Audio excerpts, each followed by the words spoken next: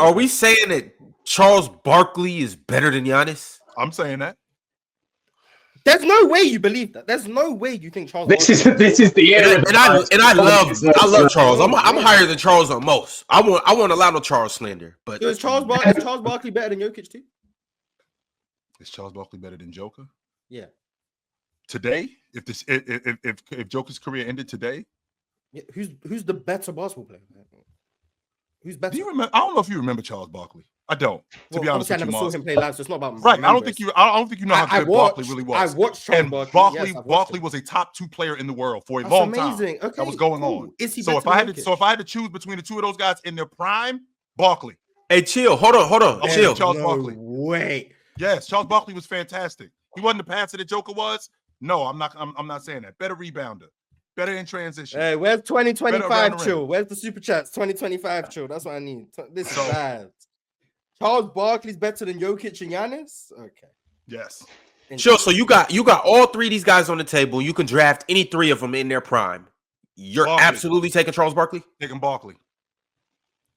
Charles Barkley would have Charles Barkley would have absolutely destroyed Jokic. What we got going on right now is we got recency bias. So because what you're seeing right now from Joker is fantastic. I won't argue that. I think Joker is amazing in what Joker is doing. You guys don't remember. I was around when Barkley was playing. He was a. Oh my goodness, man.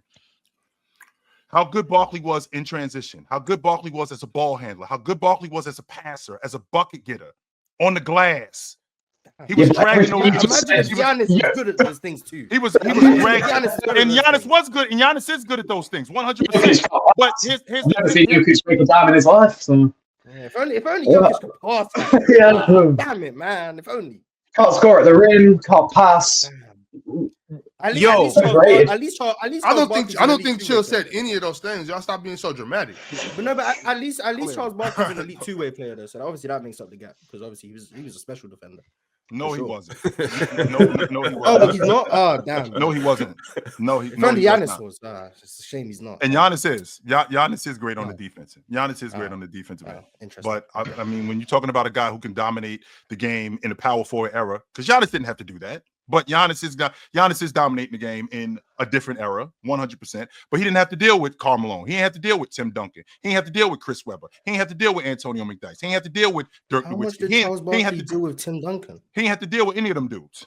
Charles Barkley was on his last legs by the time Tim Duncan. But he still had to deal with them dudes. He still did. Giannis played Tim Duncan. When did Giannis play Tim Duncan? 2016. that was 2016. He played him 2015. Okay, and 1997 was one of Charles Barkley's last seasons. Like, he was done by that point. He dealt with Tim Duncan like he barely played him. Barkley played 5 more years after that.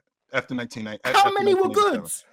I hate to step in and interrupt this intense yap session that you're currently watching, but I just have to inform you on all the amazing, spectacular, fabulous, endless ways to play and win over at Prize Picks. Basketball fans, I know the season is just tipping off. Yes, I know this. But you know what that means? It means that you have an opportunity to pick your favorite players and their matchups that are the most thrilling, and you can win money from these. With Prize Picks, you can play daily NBA contests and test your hoop knowledge by choosing the player projections and every single stat line imaginable to make your Prize Picks and take home some nice hard-earned cash. Are you a rookie in the game? Don't even sweat it. I got the playbook for you right here. All you have to do is download Prize Picks, use promo code PANEL, and you will get $50 instantly when you play 5 here with Prize Picks. So what are you waiting for? Download Prize Picks, use promo code PANEL, and join me as we break down all of our amazing daily picks right here on the panel. Prize Picks. Run your game, control your game, win your game. It's easy, baby. It's easy. I mean, how many were by bad, the time 98 came around, Charles Barkley. Yeah, by the time we got to Houston, it was a wrap. He got to Houston, like, he had like that 1 year, they blew the 3-1 lead and stuff. But like, after that, like, he wasn't good anymore. So like, we're saying he dealt with Duncan. It's like, they were in the league at the same time. Yeah, he still played against him. And what you mean? If I'm in the league playing against him, he had to deal with Malone. He had to deal with Chris Webber. He had to deal with Antonio McDyess. It's a disingenuous point. That's what I'm saying. It's a disingenuous point. How was it disingenuous? Because he didn't play against him in his prime? I'm sorry if he didn't play against him in his prime. He still had to deal with him. They overlapped in the league at the same time. It's not the same as he still played against him. Just because I didn't play against him in his prime, because I can say the same thing about Joker. Joker played against Tim Duncan. He didn't play against him in his prime. Yeah, and I would never say, hey, but he still had in an era of great bigs because he played against Dwight Howard and Tim Duncan. I would never do that because that's disingenuous. I would never be like, he played KG. Like, I wouldn't do that. That's disingenuous. Okay, so the reason why your point is invalid, Maud, is because I'm not saying that Dwight Howard and Joker are the same, because one, in 2015, Dwight Howard was still awesome. Okay. Joker had just shown up. Duncan, on the other hand, when in 2016, when he played against Joker, he was over. Barkley, when he played against Tim Duncan in 1997-98, he was still starting on a playoff team. That was going on. So it wasn't like he was finished. So yes. Tim Duncan in 2016. He was starting on a 67-win team. So by that same argument, Tim Duncan in 2016 was starting on a 67-win team. And he was finished, Mars. That was his last season in the league. So how was he starting for a team that went 40-1 at home and was the second best team in the NBA? I'm sorry, because they had Kawhi Leonard on the crew. That's why. How did and they also had they had Kawhi Leonard on their crew. He was their second best defender, though. Tim Duncan was their second best defender. Tim Duncan. Yeah, that's because that's because he didn't have a lot of responsibility at that point. Okay. Because he was older. He was still one of the 15 best defenders in the league. At that point, at 2016, you still name 15 better. I don't know if I can name 15 better than him, because I can't do it off the top of my head. But when I think about during that time, I shouldn't expect you to just know the 15 in 2016. That's fair. But he was one of them. I can promise you he was. There was a 15 better defender than Tim Duncan. But I think we're getting off. But I think we're getting off the subject here, because what we're forgetting that we live in a time of real time right now. If we had, I'm trying to remember if we had analytics back in 1992, if we had analytics in 1990, if we had analytics like we do today, and we had all the stuff that we're having today, if we had that stuff when we had a 6'5" guy running around averaging 25 and 11 in a big man league, being the transition player that he was. And I'm not arguing that Joker isn't a great transition player. I'm not arguing that Joker isn't a great rebounder. And I'm damn sure I'm not arguing that Joker isn't a great passer. But if we had a guy who was glass cleaning like Charles Barkley was at this time, 6'5", 6'6", running breaks, being able to be the one-on-one scorer that he was, being able to knock down mid-ranges like he did, not the defender that Giannis was, but the effect that he had on the glass, the effect that he had on overall teams, going up against teams like the Detroit Pistons, the Bulls, and handling his own, and being arguably the best power forward in the game at that time. When he was doing that, I mean, I think we would have a totally different conversation about Charles Barkley today. Charles Barkley is the funny fat guy on TV. People forget who he was.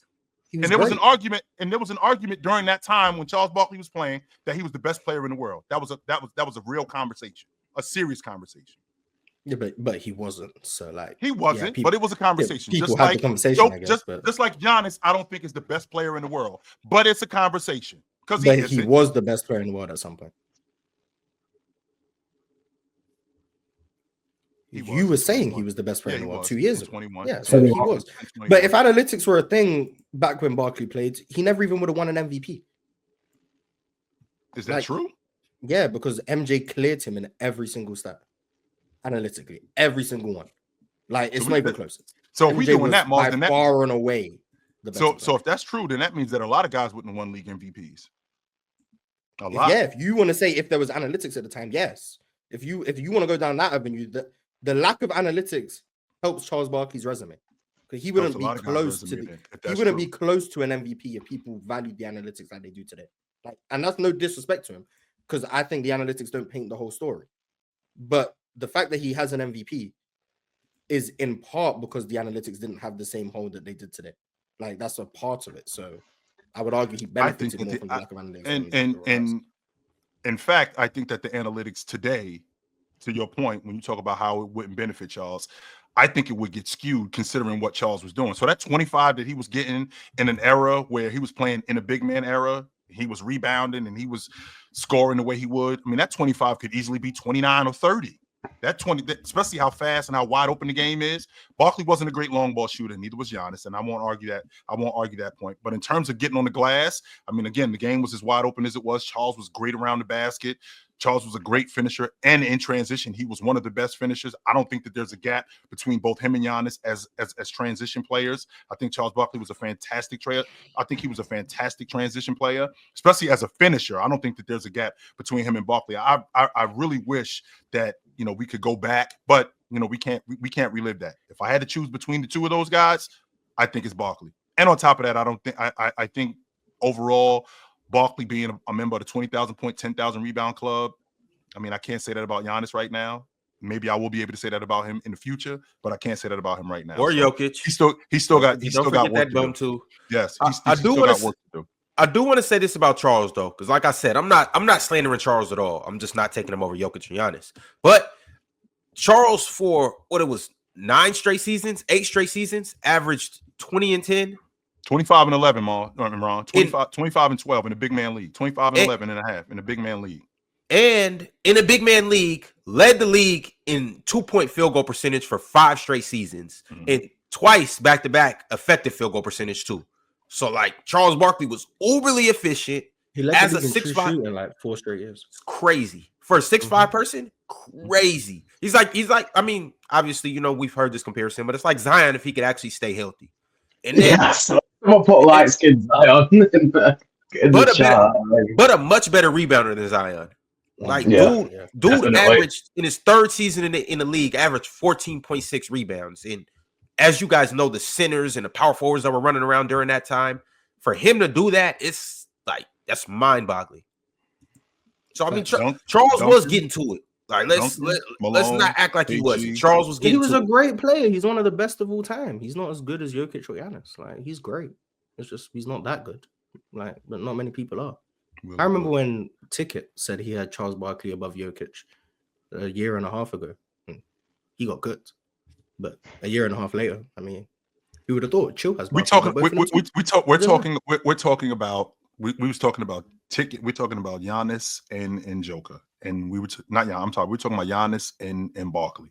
And then you brought up Joker. I don't know how Joker correlates between the power forward spot because that's what I thought we were talking about. But since you wanted to talk about it and since you put it out there, sure.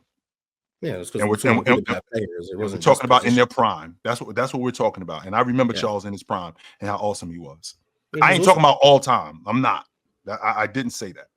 Okay, yeah, he was awesome. He wasn't as awesome as those guys. Charles Barkley would have destroyed them dudes, though. So there's that. Yeah, they couldn't guard him. That's fine. No, I'm not arguing against that. Charles Barkley couldn't guard anyone, but like they definitely wouldn't be able to deal with Charles Barkley for sure. It would have did them dudes dirty. It's the player choice way. Yeah, them boys don't get it started. The player choice way.